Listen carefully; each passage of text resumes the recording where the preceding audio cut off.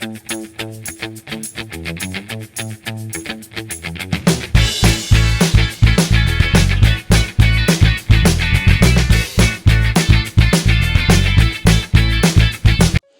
Friends, Uttarayan પર માવા ચીકી બજારથી લાવવાની જગ્યાએ હું આ રીતે તમને પ્રોસેસ બતાવું કે તમે ઘરે જ બનાવી શકો તો કેવું રહેશે. તો ફ્રેન્ડ્સ, તમને ખબર છે કે માવા ચીકીમાં યુઝ્યુઅલી માવો એડ નથી થતો. હું તમને બતાવીશ એ રીતે પ્રોસેસથી કરશો તો બજાર જેવી પરફેક્ટ માવા ચીકી આપણે ઘરે બનીને રેડી થઈ જશે. અને એક વખત આ ઉત્તરાયણ પર તો જરૂરથી ચોક્કસ કરવા જેવી જ રેસીપી છે. તો ચલો ફ્રેન્ડ્સ, આપણે એની શરૂઆત કરીએ. એના માટે આપણે આ રીતે જાળ્યા તળિયાવાળા વાસણમાં 1 કપ જેટલા સિંગદાણા લેવાના છે. સિંગદાણાને મીડિયમ ફ્લેમ પર રાખીને સરસ એવા આપણે શેકી લઈશું. તમે ચાહો તો માઇક્રોવેવ બી કરી શકો છો સિંગદાણાને શેકવા. અને સિંગદાણા એવી રીતે શેકાય કે આ રીતે એનું પડ ઇઝીલી રિમૂવ થઈ જાય ત્યાં સુધી આપણે એને શેકવાના છે.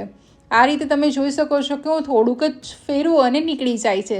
હવે સિંગદાણાના આપણે છોડા રિમૂવ કરી અને આ રીતે એને ઝારામાં લઈ લઈશું તો એ ફટાફટ છોડા રિમૂવ થઈ જશે. મેં છોડા રિમૂવ કરવાની શોર્ટ મેથડ તમને બતાવેલી જ છે. હવે એ સિંગદાણાને મિક્સર ગ્રાઇન્ડરમાં લઈ લઈશું અને એનો આ રીતનો પાવડર રેડી કરવાનો છે. આ રીતનો પાવડર થઈ જાય છે આપણે યુઝ્યુઅલી ચીકીમાં યુઝ કરતા. હજી એને આ રીતે ગ્રાઇન્ડ કરો તો માવા ચીકી માટે જે પાવડર જોઈતો હોય છે એ રેડી થશે કે જેમાં થોડું ઓઇલી ટેક્સચર આવી જાય સિંગદાણાનું. તો આ આપણો માવા ચીકી માટે પરફેક્ટ છે.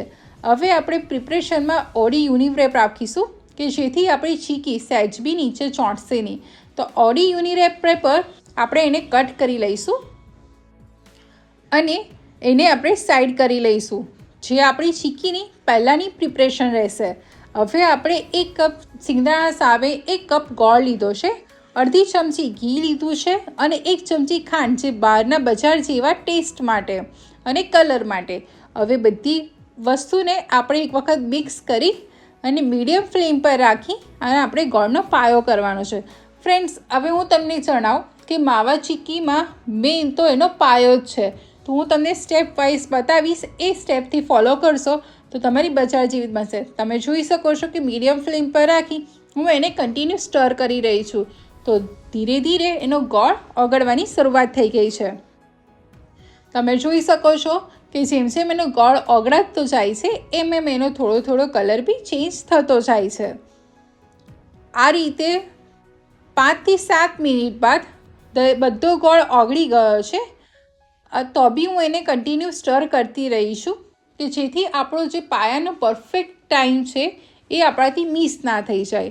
હવે તમે ફ્રેન્ડ્સ જોઈ શકો છો કે આ રીતે એમાં બબલ્સ આવવાની શરૂઆત થઈ જાય અને તમે એને ચેક કરો આંગળી વચ્ચે લઈ અને થોડું ચીપચીપી લાગે એટલે આપણો આ જે માવા ચીક્કી માટેનો પાયો છે એ પરફેક્ટ રેડી થઈ ગયો છે.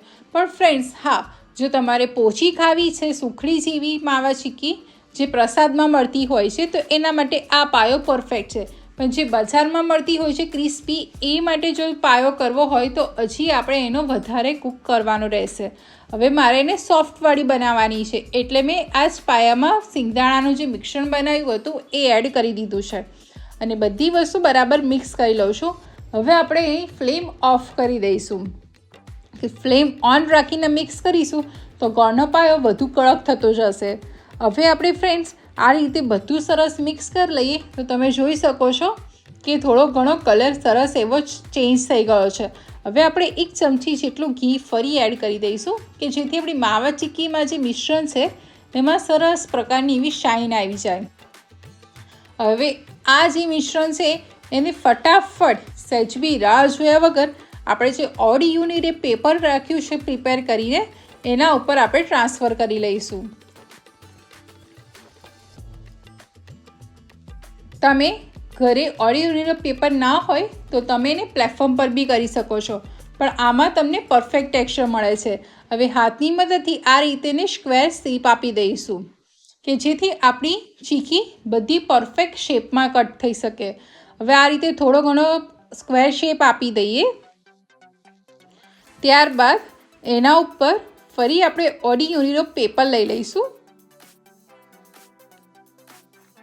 અને એને વેલણના મદદથી બધી સાઈડથી પરફેક્ટ એવી ના બહુ પાતળી ના બહુ જાડી બજારમાં મળે છે એવી મીડિયમ થીક વણીને રેડી કરી લઈશું. તમે આ રીતે થોડું થોડું પેપર ઉઠાવીને ચેક કરી લેવાનું રહેશે કે હજી કેટલી પ્રોપર વણવાની બાકી છે એમ. આ રીતે તમે જોઈ શકો છો કે મેં પરફેક્ટ ચીકી ના બહુ જાડી ના બહુ પતલી એવી વણીને રેડી કરી લીધી છે.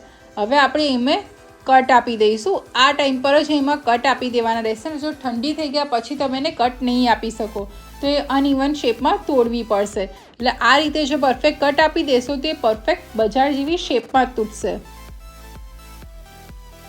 તમે જોઈ શકો છો કે મેં અત્યારે એને સ્ક્વેર શેપમાં કટ આપી દીધા છે. હવે ફ્રેન્ડ્સ આ જે મેં કટ આપી દીધેલો જે પોર્શન છે એને આપણે 2 કલાક રેસ્ટ આપીશું. 2 કલાક બાદ હું તમને બતાવું તો ઇઝીલી ડિમોલ્ડ થઈ જાય છે અને સરસ મજાની શેપમાં રેડી થઈ ગઈ છે. ના બહુ જાડી ના બહુ પતલી પરફેક્ટ બજાર સ્ટાઇલ માવા ચીકી ઘરે રેડી થઈ ગઈ છે. તમે બી બનાવો. Good bye.